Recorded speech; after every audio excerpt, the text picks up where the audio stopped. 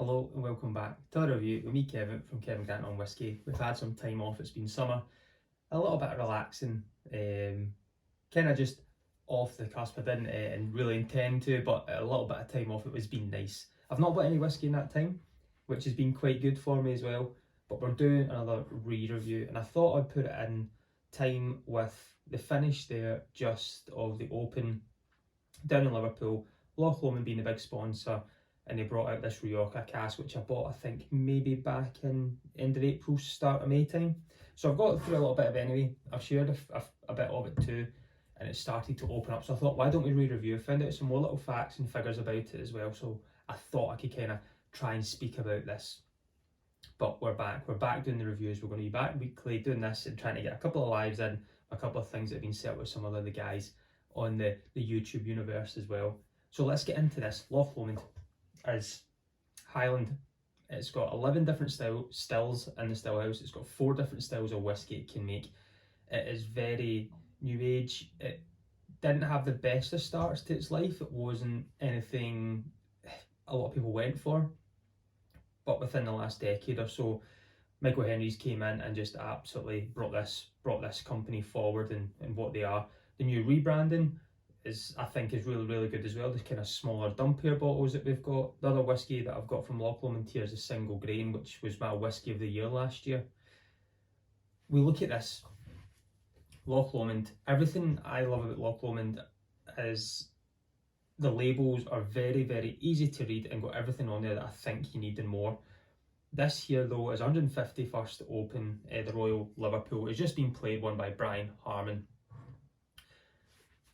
This has been finished in a Rioja cask, so red wine, Spanish wine, and I like a Rioja. I like it's kind of juicy. You get nice lighter notes and things. I think it's more summer wine for me. You can have it on its own. You can have it with meals. So Rioja for me is really good. Loch Lomond's really good. The pairing comes together. I think the day when I done this previously was an uncorking, so just straight out, straight in the glass. Let's get this on the nose. Let's get it on the palate. But I like to revisit whiskies because whiskies I think can sometimes change. They can get better over time or they can get worse. So this is one of the times to re-review a whiskey that we've already done. So this is 46% ABV. This was, I think at the time I paid 40 or 45 pounds.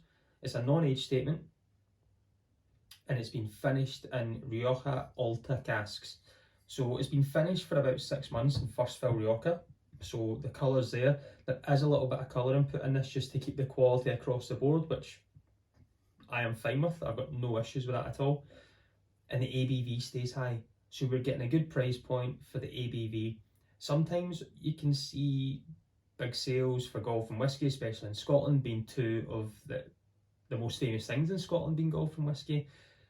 I would say maybe some distilleries potentially would drop that down to 40% for a lot of sales, but this kept 46%, keeping that kind of real flavour, I say longevity in the palate, I think is really good. They've not skimped back and says, let's drop this to 40, let's just keep it there, what we do and what we know best. I think this has came from the straight neck stills as well, the majority of it. And the age of the liquid in there is between 7 and 9 years old. So if we look at it and we'll just say, let's call it 8 for talking sakes, 8-year-old whiskey, 46%, finished in a Rioja cask for 40 quid, 45 pounds. Let's get enough chat about it. Let's get it back on the nose. Let's see if my nose is still working the way it has been and see how the palate goes and see what's changed over time with this. It stays juicy, it stays that. The back note of Loch Lomond is there, very light smoke, but there's a kind of, a lot of the curry caramel, a lot of the vanilla. Then you've got that juiciness coming through, the juicy plum, juicy jam.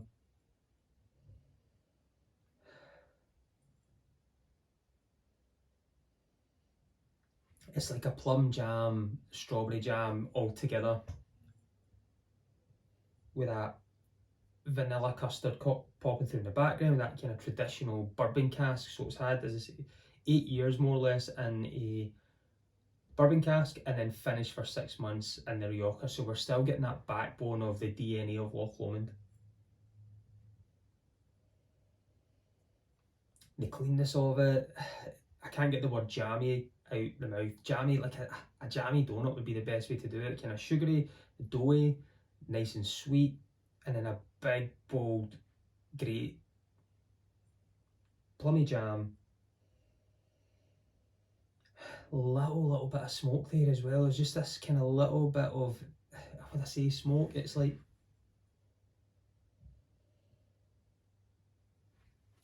tiny bit of age. Like you know it's not super young. It's got that little bit of settledness in there. Well, let's try it on the palate. On the nose, it still smells great. I think it smells better than I did the first time. I think the first time it was very clean, I think I might have said, but now it's a lot more settled. It's got that difference of, if you split this in half, the bottom layer here is your kind of more custard, your sweetness, and then on top is that more jammy, plum, strawberries, raspberries, all muddled together. Well, Slainte, everyone. Good to have you back.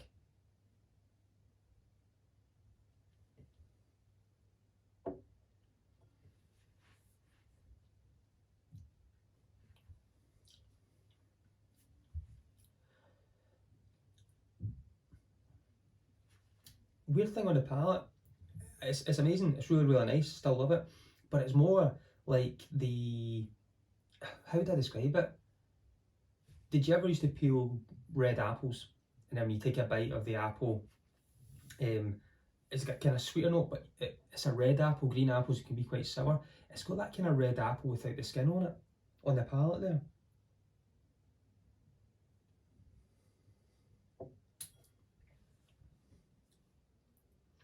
Slightly drying. It stays sweet, but it's that, yeah, just a weird childhood brought back. I just used to have an apple, sliced it all up, no peel on it, but it was a red apple. That sweetness, the cleanness, the sweetness of it, that tiny little bit of smoke coming through, the little bit of, I wouldn't say even custard now, it is more toffee. Is it toffee fudge? It's weird. So this is definitely opened up and been, would I say complex? No, but enjoyable. Sweet for sure. Tiny bit of smoke, just a bit of character in there as well, and I can't really pinpoint what that is now.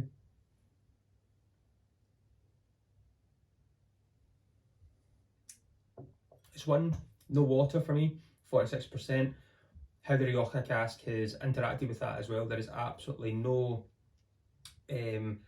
alcohol bite or hit to you. Another dram that, if you wanted to get into whiskey, this is a good one. I think it's a good gift as well. Whiskey and golf hand in hand, this is something to go for. I'm really enjoying this. I remember it being good, it was okay, but today this has been really good. And I'm glad I went back to it. I just seen it there and I thought, why not, since the golf has been on. As you can see as well, there's been a little change. There's a slight upgrade, say chair and desk. Got a kind of new wee setup here, so hopefully the angle is a bit more, a bit better for us. But I'm not going to add water. I'm going to enjoy this. I think I need to have another wee dram of this as well and write down some more notes, because there's something just I feel like I'm missing from. But it's a good whiskey. £45 whiskey and golf. What can we do wrong with that, eh? But I'm going to go and sit back, finish another dram, edit this video, and then get it put out for the weekend. So I'll be back next week, hopefully back every week now, and that's me back in the swing of things. As I say, I've got a couple of things up my sleeve that hopefully will work out. But as always, I've been Kevin from Kevin Get On Whisky. Join me next week. Let's talk whiskey. Slainte.